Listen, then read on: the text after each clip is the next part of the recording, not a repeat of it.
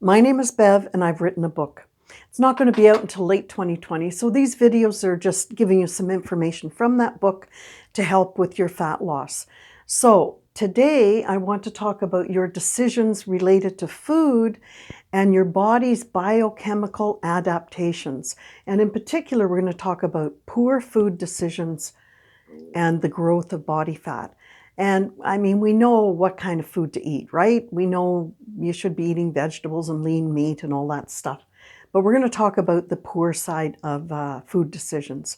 So if you like these videos, please subscribe, hit the like button, and ring the bell. And you'll know when there's a new video out. So to learn more, watch the whole video. Now, you've heard the term, you are what you eat. You may find after you finish watching this video that actually your hormones are what you eat. So, food, first of all, it's made of molecules. Molecules have component parts, and your biochemistry has to deal with those component parts. So, for example, fats are made of carbon and hydrogen. Carbohydrates are carbon, hydrogen, oxygen, and proteins are carbon, hydrogen, oxygen, and nitrogen. So you can remember your chemistry classes, right? Okay, so what kind of poor decisions might you be making?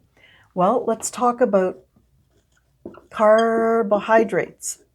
And I am not saying not to eat carbohydrates. I eat probably 40% of my daily intake is carbohydrates, but I'm very careful with what I call simple carbohydrates. And those are very, very fast to sugar, fast to blood sugar. And so although I eat carbohydrates, I'm very careful with how many simple carbohydrates I eat. Examples are juices, bread, pasta, pop, wine, fruits. I'm not saying don't eat fruits, just portion control. What happens with these kinds of carbohydrates is you get way too much sugar, way too much glucose in your bloodstream all at once. And your body simply can't deal with it. There's too much insulin hormone whipping around. And so it just has to make more fat. It has to get rid of its glucose somewhere. That's where it goes. The next is refined sugars. Now, refined sugars are often hidden in a lot of foods. And I'm not talking about sugars from honey or fresh fruit or milk. I'm talking about hidden sugars that the industry makes. And they can be hidden in many foods. Examples are sauces, dressings, peanut butter, flavored or sweetened yogurt, low-fat foods. I mean, the industry only has fat, sugar, and salt. If you're going to take away fat, look out, they're going to be adding sugar. Sweets like pastries and cookies, pop again, canned fruit. So these are refined sugars. And what do you get from refined sugars? High fructose corn syrup, which I call a major villain in your body. Maybe even villain number one. Now, high fructose corn syrup is actually, you wonder what it is, right? Well, corn syrup is a corn starch, and corn starch is 100% glucose. And your body knows how to deal with glucose. It uses it for energy. It's got systems to process that. But what the food industry does is it takes that and it can make it, it uses enzymes and etc., into up to 90% fructose. And I mean, you think that's good. Fructose, it's in fruit, right? Must be good. No. This fructose is not attached to fiber, and your body is inundated with that fructose hidden in all that food. And what happens is it's cheaper and it's sweeter for the food industry. That's why they use it. And only your liver can metabolize that fructose. So it's not attached to fiber, straight to the liver, and the liver tries to make it into glucose, back into glucose, but it becomes overwhelmed. There's just too much of it.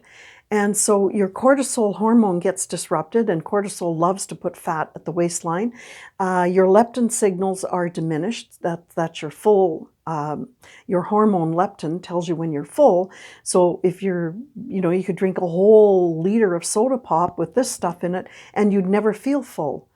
Your insulin resistance, right? Some people become type 2 diabetic because of that. And geese have their feet stapled to the floor and they are force-fed a lot of food, and their livers get very fat. And that's foie gras, right? Tastes good? Well, your feet are not stapled to the floor. So you can get away from this bad guy and you don't have to suffer from fatty liver disease.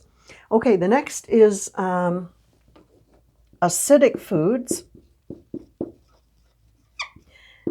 And pH, potential hydrogen. You can measure a swimming pool and you'll know whether it's acidic or not. Well, your blood can be measured as well. So you don't want highly acidic blood. You want slightly alkaline blood. So what are the foods that make you more acidic? Coffee, meat, salt, sugar, cereals, peanuts, junk food, artificial sweeteners, alcohol, pop again, grains, dairy, processed foods. Now, you have to eat some acidic foods, right? Grains and dairy, but you just don't want to eat so many that you become acidic. Okay, what do acidic foods do? They give you inflammation. Now, inflammation is a very natural process in the body. It is used, it's your biochemical protection. It's a mechanism. If you get an injury, if you have infection, if there are toxins in your body will become inflamed. The problem with toxic waste, byproduct toxic waste from being too acidic, is that there's too much. Normally you can urinate it out, defecate it out, sweat it out, but when there's too much, your body can't get rid of it. So where does it send it? To fat cells. Fat cells are like balloons. They love to be full. So your body sends it off there because it doesn't want toxic waste to be infecting healthy cells. So it sends it to your fat cells. If you don't have enough fat cells, it just makes more fat cells. It's desperate to hide it somewhere. So now you know why being acidic is so related to fat. The more acidic you are, the more inflamed you are, and therefore more fat cells can be grown. I guess you could say fat is your primary defense system against an acidic blood. Okay, the next is, well, we all know processed food, right? I think we all know what they are. And examples are, deli meats, salami, packaged goods or foods, fast foods, and anything through the window of your car. It's not going to be good. It'll be processed. Margarine, fried food, well, they like to call it crispy now, but it's still fried. So the industry has altered food from its natural state. It has processed the food. And you find that in the middle aisles a lot, right? So what does processed food give you? And this to me is another major villain, trans fats. And trans fats are, they're made by the food industry, as I said. They change the chemical structure of oils. And oils are supposed to be liquid, right? And most oils are unsaturated. So here is just a quick demo. This is an unsaturated oil, and it flows, right? It's liquid. But if you fill these spaces with hydrogen, you get a solid. And the industry loves solid oils because it helps them extend the shelf life of those foods in the middle aisles. So, they've taken an unsaturated healthy fat and they've made it into a saturated unhealthy trans fat. I wish they would quit trying to help us, right? Anyway, you can get from trans fats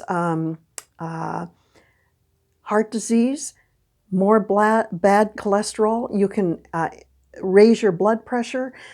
Simply put, the body cannot metabolize essential fatty acids like omega-3 when there are a lot of these guys whipping around your blood. So, what I want to say in this video about poor decisions on eating is that when you eat a lot of crap, C-R-A-P, you're going to be getting a lot of shit in your body. Crappy food makes shitty results in your body. And one final word about this villain that I don't like, high fructose corn syrup. More and more people know it's bad, so they have many names for it. They'll call it fructose syrup, they'll call it fructose, they'll call it glucose fructose syrup. They'll have many names, but it's still that bad villain. And if you're going to buy any hydrogenated oils or partially hydrogenated oils, you're getting these trans fats. So please make good decisions if you want to control your fat or if you want to lose fat. Anyway, thanks for listening, and I'll see you in the next video. Bye-bye.